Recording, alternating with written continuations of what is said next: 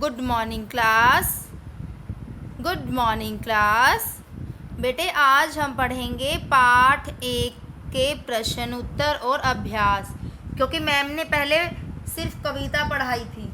अब मैम इसके प्रश्न उत्तर कराएंगी और अभ्यास आपको बुक में फिल करना है, लेकिन क्वेश्चन आंसर आपको बुक में फिल नहीं करने हैं, वो अपनी फेयर नोटबुक में लिखनी है जिनको बुक सेट मिल गया है।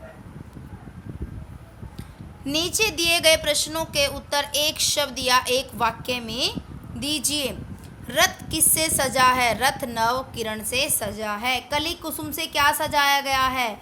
कली कुसुम से पथ सजाया गया है। कीर्ति गायन कौन कौन कर रहे हैं? वियग, बंदी और चारण कीर्ति गायन कर रहे हैं। तारकों का क्या अर्थ है? तारकों का अर्थ है तारे।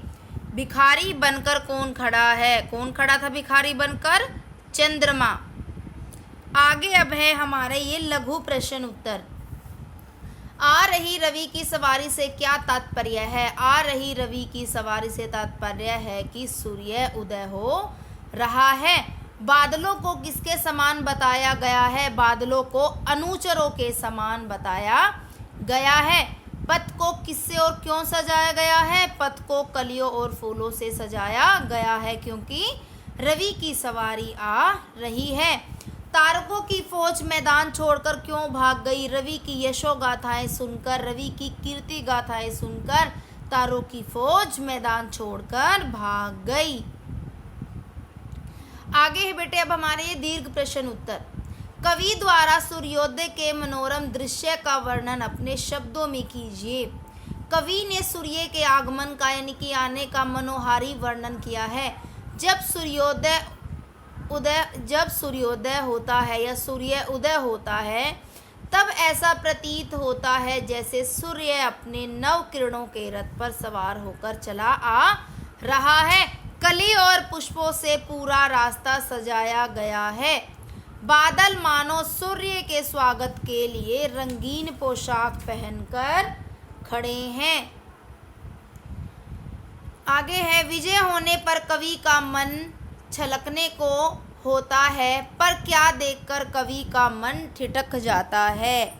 क्या कह रहा है कवि इस क्वेश्चन में कि विजय होने पर कवि का मन छलकने लगता है, यानी कि उसका मन उदास हो जाता है, पर क्या देखकर कवि का मन ठिठक कर रह जाता है? ठिठक कर क्या रह जाता है कि वो सहम कर रह जाता है। विजय होने पर कवि का मन छलकने को होता है। क्या कहता है कवि यहाँ पर? विजय होने पर कवि का मन मन छलकने को होता है, यानी कि जब वो जीत जाता है, वो अपनी जीत का जश्न मनाना चाहता है, लेकिन उसका मन छलकने लगता है, पर वह यह देखकर दंग रह जाता है कि रात का राजा, क्या कह रहे हैं कवि इसमें, कि रात का राजा चंद्रमा राह में भिखारी बनकर खड़ा है। क्या कह रहे हैं कवि इसमें? मैम ये दोनों क्वेश्चन एक बार फिर बताती है। कवि द्वारा सूर्योदय के मनोरम दृश्य का वर्णन अपने शब्दों में कीजिए।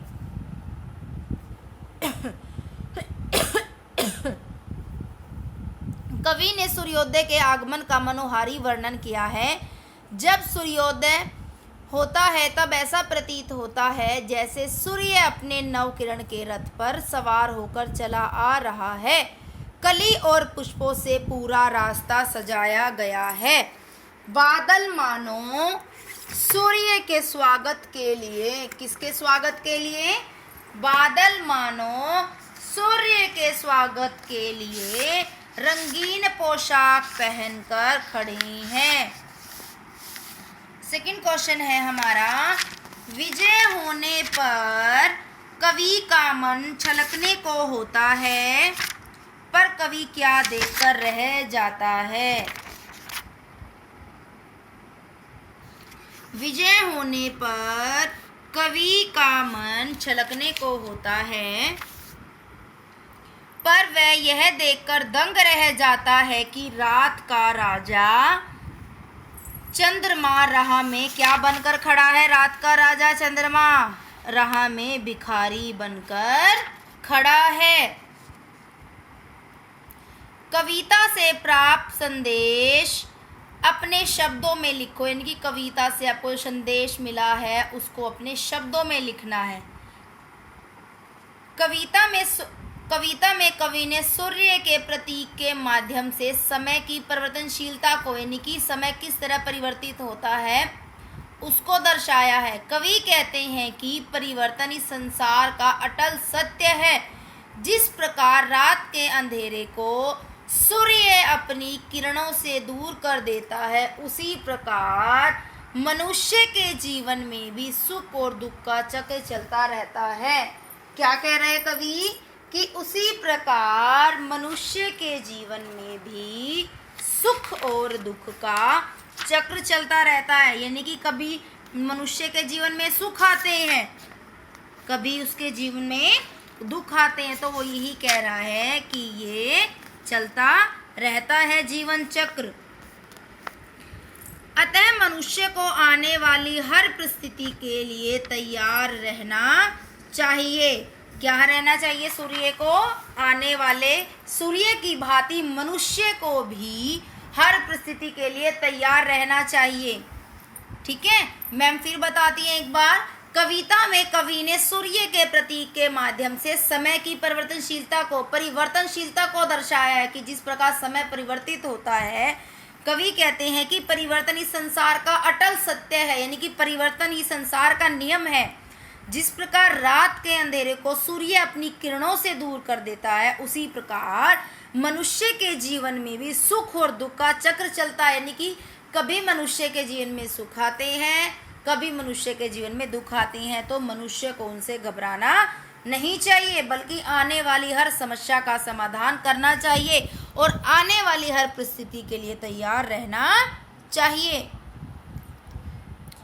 आगे अब ये हमारे बेटा एक्सरसाइज के क्वेश्चन स्टार्ट हो चुके हैं, आपको ये अपनी बुक में फिल करनी है। ठीक है बेटा, ये एक्सरसाइज के करा रही है मैम, बुक में फिल करनी है। निम्नलिखित काव्यांश को पढ़कर पूछे गए प्रश्नों के उत्तर लिखिए। आ रही रवि की सवारी, नव किरण का रथ सजा है, कली कुसुम से पथ सजा है। बादलों से अनुचरों ने स्वर्ण की पोशाक धारी, आ रही रवि की सवारी। तो कविता का नाम व कवि का नाम लिखिए। तो हमारी कविता का क्या नाम है? आ रही रवि की सवारी। तो इसके कवि कौन है? हरिवंश राय बच्चन। काव्यांश में किस दृश्य का वर्णन किया गया है? सूर्योदय के प्राकृतिक सौंदर्य का वर्णन किया गया है। रवि की सवारी किस प्रकार आ रही है? नई किरणों के रथ पर सवार होकर रवि की सवारी आ रही है, या सूर्य की सवारी आ रही है। पथ को कैसे सजाया गया है? पथ को कलियों व कुसुमों से सजाया गया है। स्वर्ण की पोशाक बादल रूपी अनुचरों ने किस तरह की पोशाक धारण कर रखी है? किस तरह की धारण की थी इन्होंने?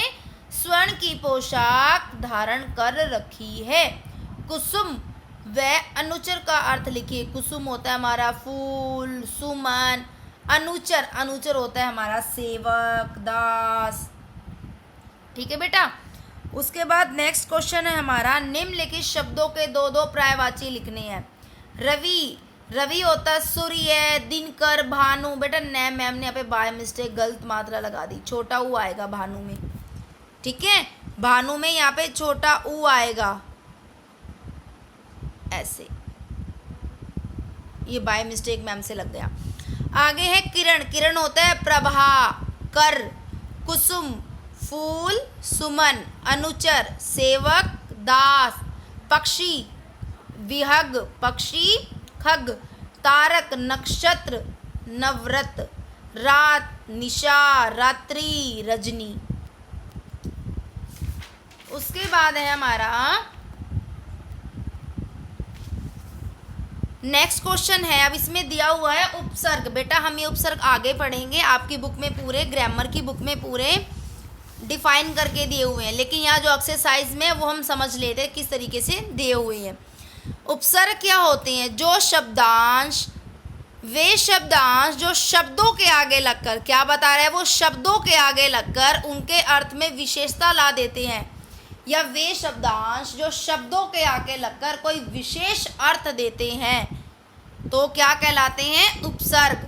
जैसे कि यहाँ पर दिया हुआ है सु, क्या दिया हुआ है यहाँ पर? सु। सु हमारा क्या, उन्होंने बोला है कि वो शब्दों के आगे लगते हैं। यहाँ पे देखो मार्ग, मार्ग हमारा एक शब्द है, तो उससे पहले क्या लगा दे उन्होंने? शब्दांश लगा दे जो कि एक उपसर्ग है। क्या लगा दिया? वो एक उपसर्ग। सु हमारा क्या है? उपसर्ग। और उसके बाद उससे एक नया शब्द बना है।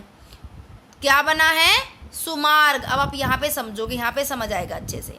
अब मैम ने यहाँ पे एक वर्ड है बुक में, अनुचर। क्या है? अनुचर। तो सबसे पहले हम इसमें उपसर्ग ढूंढेंगे कि उपसर्ग हमारा क्या है। मैम ने डेफिनेशन बताई है कि जो मूल शब्द से आगे लगकर उनका अर्थ बदल देते हैं, कोई विशेष अर्थ देते हैं या नया शब्द देते हैं, वो हमारे होते हैं उपसर्ग। तो इसमें हमारा उपसर्ग क्या है? अनु। उपसर्ग क्या है हमारा? अनु। और मूल शब्द क्या जो बाद में बच गया वो हमारा क्या है? चर। तो इससे नया शब्द क्या बन गया? अनुचर। इसी तरीके से हमारा विजय। विजय में हमारा उपसर्ग कौन सा है? वी, क्योंकि मैम ने पहले बताया है कि वो कहाँ पे लगेंगे? जो शब्दों के आगे। जय यहाँ पर एक शब्द है, उसके आगे हमने क्या लगा दिया? वी, उपसर्ग लगा दिया। तो मूल शब्द हमारा क्या है? जय। और इससे नया शब्द क्या बन गया हमारा? विजय। क्या बन गया नया शब्द हमारा? विजय।